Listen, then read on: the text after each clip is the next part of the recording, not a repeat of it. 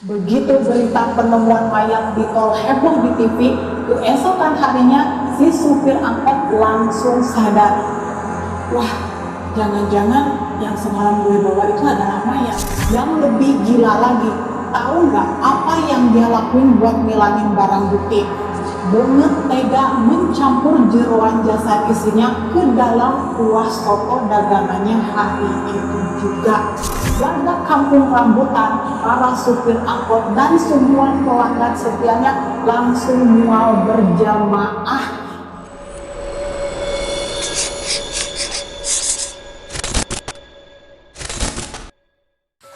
Assalamualaikum warahmatullahi wabarakatuh. Kembali lagi di channel Catatan Si Manis. Untuk kalian yang sedang menonton dan yang sudah subscribe serta like video ini, semoga rezekinya dilancarkan. Amin. Kali ini aku bakal bedah salah satu kasus kriminal paling gila, paling sadis, dan sempat bikin geger seluruh Jakarta di tahun 2013 lalu.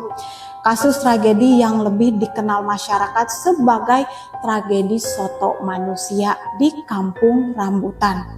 Di video ini aku nggak cuma bahas sadisnya pembunuhan itu, tapi kita bakal breakdown kronologinya menit demi menit, motif cinta segitiga yang rumit dibaliknya, sampai rumor mengerikan yang bikin orang-orang di sekitar terminal kampung rambutan sempet trauma makan soto. Kita mulai cerita ini di pagi buta tanggal 5 Maret 2013 sekitar jam 6 pagi. Suasana di jalan tol Jakarta Cikampek arah Cawang sebenarnya normal-normal saja. Tipikal macetnya subuh di Jakarta ya. Tapi fokus para pengguna jalan tiba-tiba teralihkan di kilometer 0 hingga kilometer 3. Di sepanjang bahu jalan tol itu berserakan beberapa kantong plastik hitam besar dan karung yang mencurigakan.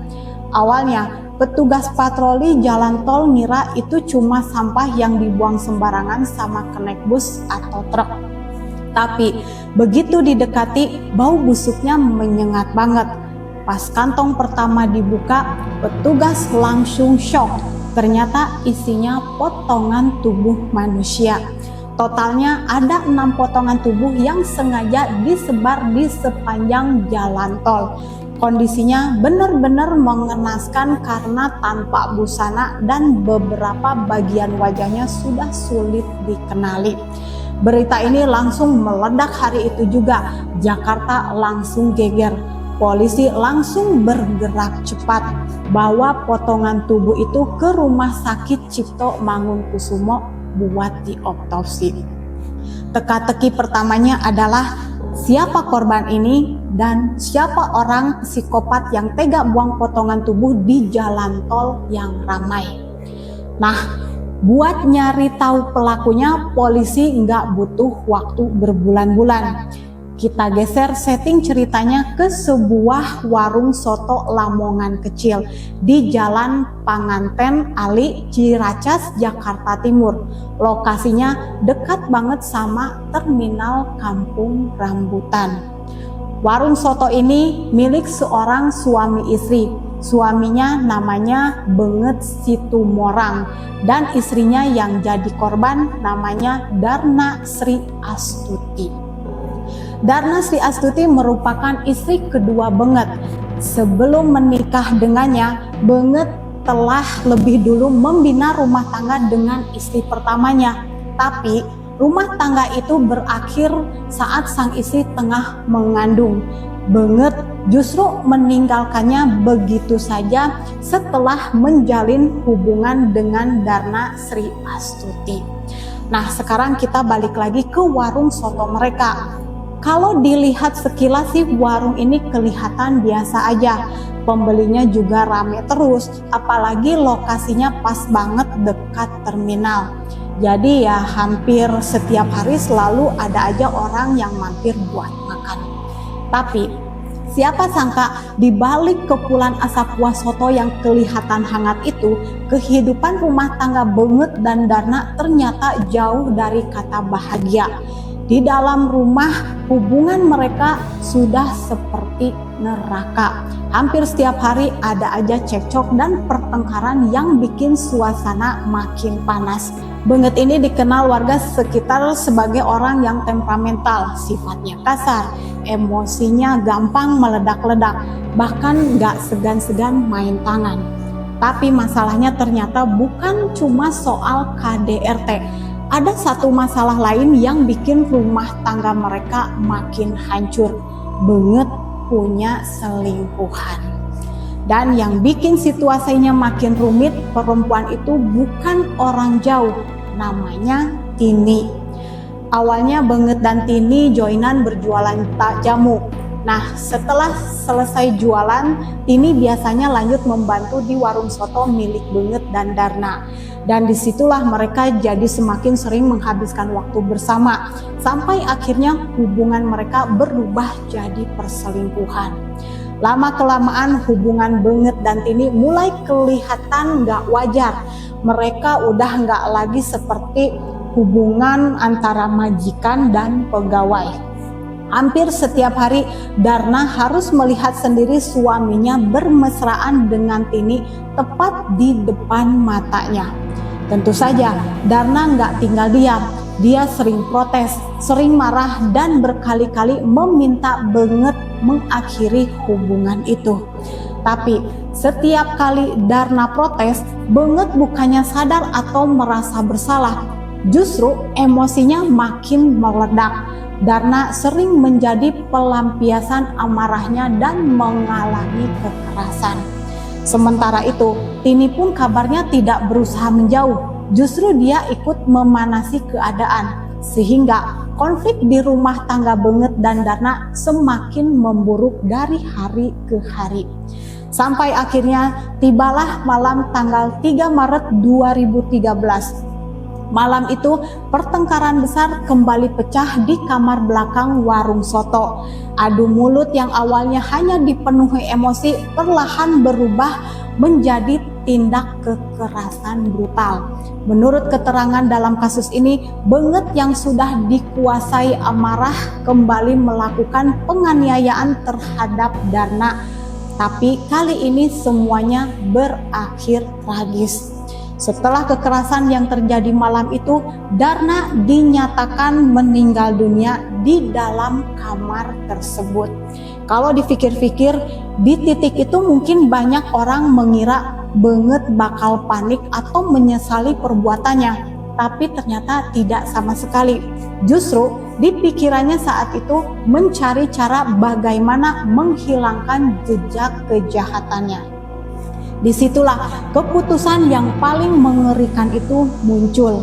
Beungeut mengambil pisau dan beberapa peralatan yang biasa digunakan untuk mengolah daging di warung sotonya. Di kamar sempit itu, dia kemudian memutilasi jasad istrinya menjadi 6 bagian sebagai upaya untuk menghilangkan jejak. Dan yang bikin orang makin geleng-geleng kepala, Beungeut nggak melakukan sendirian ya. Ada Tini selingkuhannya.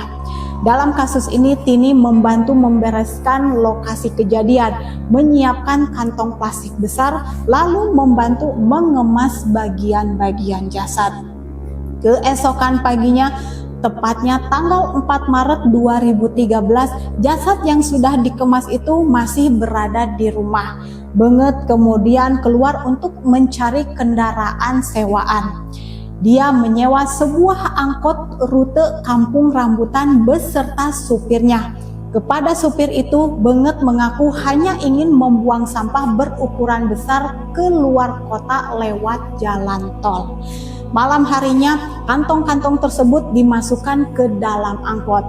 Selama perjalanan di ruas tol Jakarta Cikampek, Beungeut membuangnya di beberapa titik yang berbeda. Dia mengira cara itu bakal menyulitkan polisi untuk mengungkap kasusnya. Tapi ada pepatah yang bilang sepandai-pandainya tupai melompat pasti akan jatuh juga. Supir angkot yang disewa Beungeut rupanya mulai merasa ada yang janggal.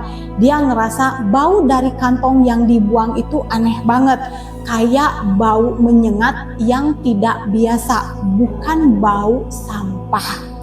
Begitu berita penemuan mayat di tol heboh di TV, keesokan harinya si supir angkot langsung sadar.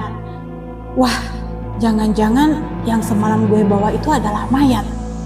Supir angkot itu langsung lapor ke polisi. Tanpa buang waktu, tanggal 6 Maret, tim Jatanras Polda Metro Jaya langsung mengepung warung soto Benget di Kampung Rambutan. Benget dan Tini ditangkap tanpa perlawanan. Nah, disinilah bagian paling menyeramkan yang bikin gempar satu Indonesia muncul. Jadi gini, Darna ini dieksekusi tanggal 4 Maret malam. Potongan tubuhnya baru dibuang tanggal 4 malam. Berarti ada jeda waktu sekitar 24 jam. Selama jeda waktu itu dia tetap jualan soto seperti biasa di siang harinya. Warungnya tetap buka, kompornya tetap nyala, sotonya tetap laku dibeli orang-orang terminal. Dan yang lebih gila lagi, tahu nggak apa yang dia lakuin buat ngilangin barang bukti? Benget tega mencampur jeroan jasad istrinya ke dalam kuah soto dagangannya hari itu juga. Biar cepat habis, dia bahkan ngundang teman-temannya buat makan soto itu secara cuma-cuma. Dia teriak, hei, ayo, makan, khusus hari ini gratis loh, ayo. Otomatis teman-temannya juga semangat, namanya juga gratis ya. Dan ya ampun, mereka makan dengan lahap, sama sekali nggak menaruh curiga. Nah, begitu pembunuhan sadis ini viral besoknya, warga Kampung Rambutan, para supir angkot, dan semua pelanggan setianya langsung mual berjamaah. Malahan, warung soto Benget itu hampir saja dibakar sama warga yang udah kepalang emosi dan jijik. Kasus ini pun masuk ke persidangan di Pengadilan Negeri Jakarta Timur. Di sidang, Benget sempat dinilai berbelit-belit, bahkan beberapa kali bertingkah seolah-olah pura-pura gila biar hukumannya diringankan. Tapi majelis hakim nggak bisa dikelabui. Bukti-bukti yang dikumpulkan polisi sudah terlalu kuat, ditambah kesaksian dari Tini dan supir angkot. Akhirnya, Benget Situmorang divonis hukuman mati. Hakim menilai tindakan benar-benar keji, sadis, dan gak punya rasa kemanusiaan sama sekali. Sementara selingkuhannya Tini divonis hukuman 14 tahun penjara karena terbukti ikut membantu pembunuhan berencana tersebut. Tapi plot twist terakhir dari kasus ini terjadi sebelum eksekusi mati dilaksanakan. Selama di dalam penjara menunggu waktu eksekusi, pada akhir September 2013, hanya beberapa bulan setelah vonis matinya dijatuhkan, Benget dinyatakan meninggal dunia di Rumah Sakit Pengayoman Cipinang karena sakit. Dia meninggal sebelum peluru senapan eksekutor menembus dadanya. Banyak orang yang bilang kalau ini adalah bentuk karma insan atau bayaran tunai atas penderitaan luar biasa yang diberikan ke istrinya sendiri. Nah, gimana menurut kalian tentang kasus ini? Apakah hukuman yang diterima Benget dan Tini sudah setimpal? Tulis di kolom komentar bawah ya. Terima kasih sudah nonton sampai selesai. Jangan lupa buat like video ini kalau kalian suka sama konten true crime kayak gini. Share ke teman-teman kalian dan pastinya subscribe biar nggak ketinggalan cerita misteri seru lainnya. Aku pamit undur diri, stay safe dan sampai jumpa di video berikutnya. Wassalamualaikum warahmatullahi wabarakatuh.